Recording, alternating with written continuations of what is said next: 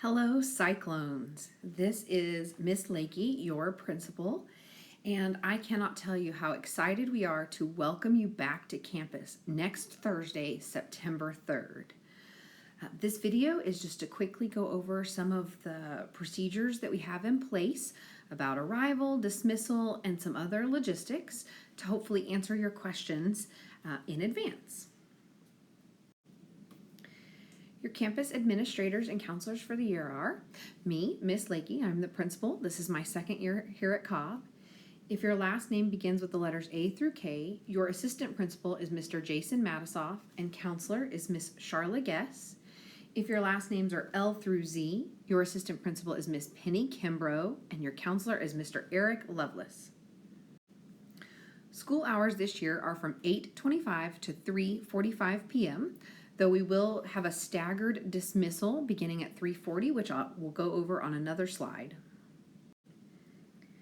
Anytime you come to campus, a face covering will be required, so make sure on Thursday, September 3rd, your first day, you bring a mask with you to school, and you'll need to have it ready to put on as you arrive at school. Let's go over morning drop-off. Our doors to the building will open at 8 a.m., so drop-off cannot occur before 8 a.m. with the exception of athletics early morning practices. And this year, instead of having a single point of drop-off, every student will enter directly through their grade level hallway. So there will be multiple places that you will be dropped off in our car loop, which we will go over on the next slide, but know that every student will enter in their grade level hallway. If you are a student who eats breakfast on campus, we will still be serving breakfast. It'll be in the cafeteria at 8 a.m. All right, as you can see, this is a map of our building with Teal Parkway over here on the west side, and down here on the south side is where Main would be. Let's go over the drop-off procedures, arrival procedures, for our different grade levels. 8th grade will enter from Teal and get immediately into the inside lane, pull all the way forward on the curb, all the way up to here. Our 8th grade entrance is right here, but we do ask that you don't stop your car right here and unload your students one at a time. What we do want is for all the cars to pull all the way forward to this curb so that we can unload about 10 to 15 cars at one time and keep our arrival very efficient. So again, pull all the way forward to the curb, get right up behind the car that's in front of you, and then as students exit your cars, they can walk along the curb back to the 8th grade entrance, or if you're back here, walk along the curb into the 8th grade entrance. If you're a car rider and dropping off your 6th or 7th grader, what you'll do is you will begin at Teal in the outside lane, stay in the outside lane so that you can go around the 8th grade drop-off. As you're in the back of the building, you can switch to the inside lane. And then from the back corner of the building, all the way forward, you'll pull forward in one line. All students, 6th and 7th graders, can exit the car anywhere along this curb, right here. And after they exit the cars, they can walk along the curb to their appropriate entrance. So 6th grade has an entrance, and then 7th grade enters towards the front of the building. If you are a walker, when you walk up from whichever direction, you need to walk to either your 8th grade entrance, your 6th, or your 7th grade entrance. Bus riders, as in past years, will enter at the front of the building and be dropped off right here. And then as they enter the building, there will be people inside to direct them to their grade level hallways. Students, as you arrive, you will report directly to your first period classroom. Let's go over some of our lunch procedures. As in past years, you can obviously bring your own lunch or purchase from our cafeteria lines. Know that if you bring your own lunch, microwaves will not be available this year, so you do need to bring something that does not require being heated up. Our cafeteria lines will be touchless pay, so students must know their full ID number in order for their food to be charged to their lunch account. So if you are new to Frisco ISD or haven't memorized your number, I would take the next few days to practice saying it out loud, or maybe store it on your phone so that you have easy access to it. But you will need to know your full ID number to check out your food. All lunches in the cafeteria line will be packaged in grab-and-go style packaging for minimum touch points. And then the last thing I want to talk about for lunch is visitors. We are going to be limiting visitors quite a bit this year. As usual, for the first 3 weeks of school, we don't have visitors at lunch. And then TEA has said that parents should only be on campus for essential reasons. Therefore, we are discouraging lunch on campus, but we are not shutting it down completely. What we will do is have a reservation system in place starting on September 29th, where a parent can come in and have lunch with their student. It will be in an area other than the cafeteria. And things to note are it will only be one parent per grade level lunch, and you will not be able to bring other family members, and nor will your student be able to bring any of their friends. So it would basically be the parent and the student having lunch together, or possibly the two parents or guardians having lunch with their student, but it will only be people who are registered in eSchool as a parent or guardian.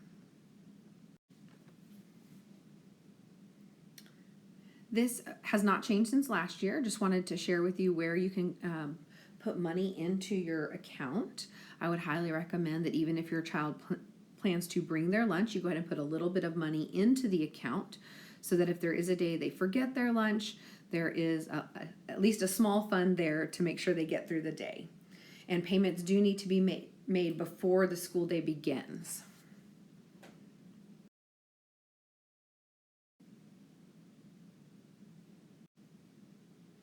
Now we want to review afternoon dismissal. As I mentioned previously, dismissal will actually begin at 3:40, so we're going to go over specifics at when your child might be dismissed. As with arrival, students will exit through their grade level hallways, which means there will be multiple points of pickup for car riders, with the exception below. And that exception is students who pick up a musical instrument from either our band or orchestra programs at the end of each day to take home for practice.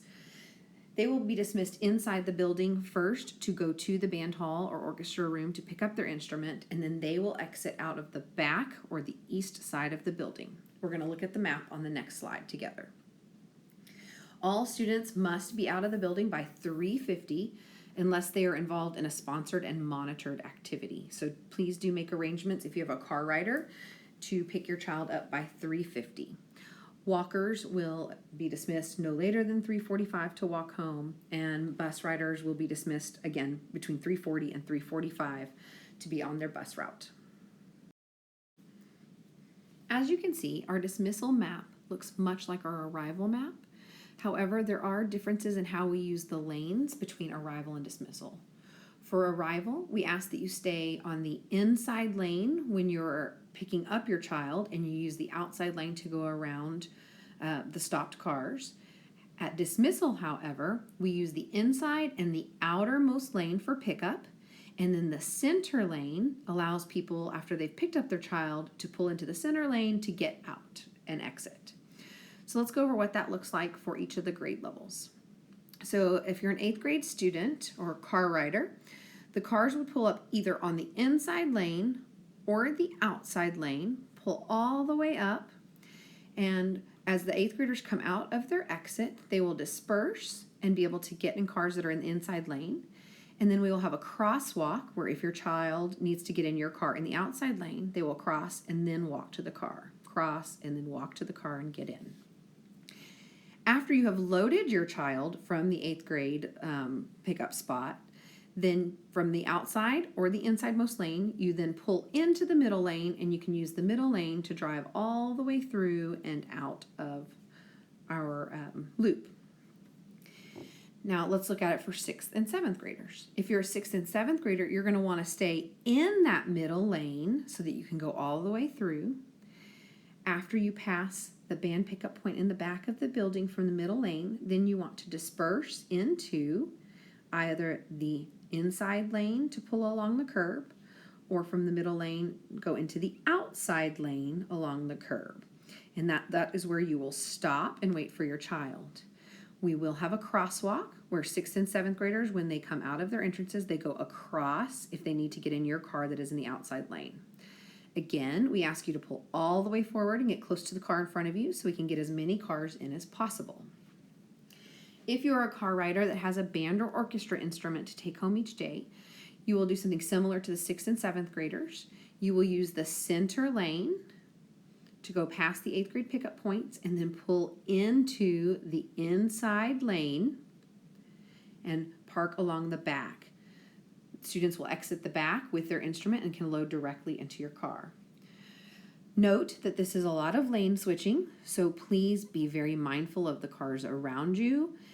Be very polite and let them in because they need to get in and get their child, and then they need to get out to get home and get out of the car line just like everyone else.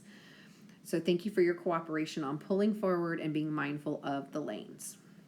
And then again, for bus riders, the buses, much like in the morning, will pull up here. We will load the bus riders from the front of the building and they will leave. Walkers will exit through their grade level hallways and then proceed home. Something that is different this year is we are not allowing item drop-offs. We do want to reduce our office traffic and the amount of touches on any items. So no items can be dropped off in the office. Our 3 most forgotten items are, in fact, lunch. So know that if your child forgets lunch, it will be provided to them. We're not going to let any kid go hungry ever. And then your account will be charged. If you've forgotten your instrument, our band directors and orchestra directors will be getting with you on what the plan is if the instrument is forgotten at home, how we'll manage that. And then the other thing that gets dropped are just random class materials, a binder here or a notebook there. We will have other plans for forgotten materials in class. However, it is very important to bring each of these things every single day. Bring that lunch, bring your instruments if you have them, and make sure you have all your class materials, which we're going to go over on another slide of what needs to be in your backpack every day. Okay, we're sure you've heard, but just in case you haven't, we will not be issuing student lockers this year. So each student does need a backpack, and here is the list of items we're going to review that should be in your backpack at all times. And I would say, other than these items, you probably don't want to put it in your backpack because you will be carrying your backpack with you from class to class throughout the day. So you do want to keep your backpack as light as possible. Here are the items you definitely need on a daily basis. You need your earbuds every single day, as most of our work will have some type of component on your Chromebook. Your earbuds are going to be necessary to be able to hear your work and complete your work individually. With that being said, every day, please bring your FISD Chromebook and fully charged. So make sure you find a spot and get in a habit of plugging it in each night so that it's fully charged in the morning. And then go ahead and bring your charger with you as well. And then I would highly suggest labeling your charger with your name. Maybe wrap a piece of tape around it and write your name on it so that you know it is your charger. In your supply pack, you're provided with a 5-subject spiral notebook. Bring that each day. That should take care of any needs for your classes as far as notebooks or paper. If anything else is needed, we'll provide it in the classroom. In your pencil bag, bring the pack of highlighters provided, the pack of skinny markers provided. Make sure you have pencils and a sharpener every single day. Don't just bring one pencil. Make sure you have a few pencils and a sharpener every day. Pack that personal whiteboard and pack a book to read. If you don't have a book, don't worry. We're going to get library books to you soon. So again, those are the items that you need inside your backpack every day. Earbuds, fully charged Chromebook and charger, your spiral notebook, your pencil bag with your highlighters, markers, pencils, and sharpener, the personal whiteboard, and a book for you to read. The other thing that is very important for you to bring each day is a full water bottle. We want to make sure that you stay hydrated and stay healthy, so please bring your own water bottle each and every day. I know this picture shows what looks like a water bottle in the backpack, but the preference would be that the water bottle is either in a pocket on the outside or maybe it's hooked to one of the straps on your backpack, as putting a water bottle in a backpack with a Chromebook is not highly suggested. Next, let's talk about late arrival or early dismissal for those times when your child might have an early dentist appointment or might need to leave a little before the bell rings to get to a doctor's appointment. The same rules apply that you are welcome to email in directly to our attendance clerk. However, for late arrival, students can show up at the front door. They'll be buzzed in, sign in at the computer, and head to class. Please feel free to give us a call as you arrive if there are details that you need us to document in our system. regarding the absence. For early dismissal, when you arrive, you will show up and show your driver's license at our video doorbell camera. We will process the student's dismissal in our computer system, call for them, and have them meet you outside the front doors. One caveat is please know that if your child texts you about not feeling well and you want to come pick them up, go ahead and respond to them and ask them to go to the nurse at that time. We do need to do a symptom screening prior to them leaving the building so we can document those symptoms.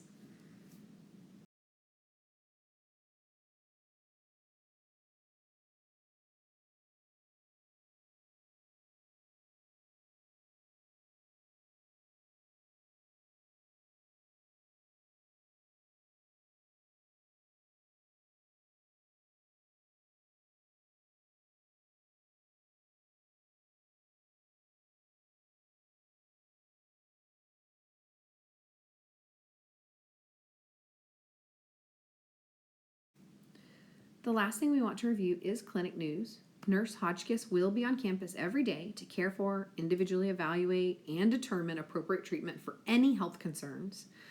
While COVID-19 seems to be all we're talking about currently, we do know that there are other health issues that exist, and we want to be here for your child for those as well. Check out our parent newsletter this weekend, as there will be some sign-up times for medication drop-off early next week, so we make sure to have the medications that your child needs on campus by the time we start on September 3rd. That's the end of our update slideshow. I know that we'll have more updates for you and communicate this year like we've never communicated in the past. But really just want to say we're so glad that you are coming to campus. We want to welcome our new Cyclones to our family, and we are so excited to see you Thursday.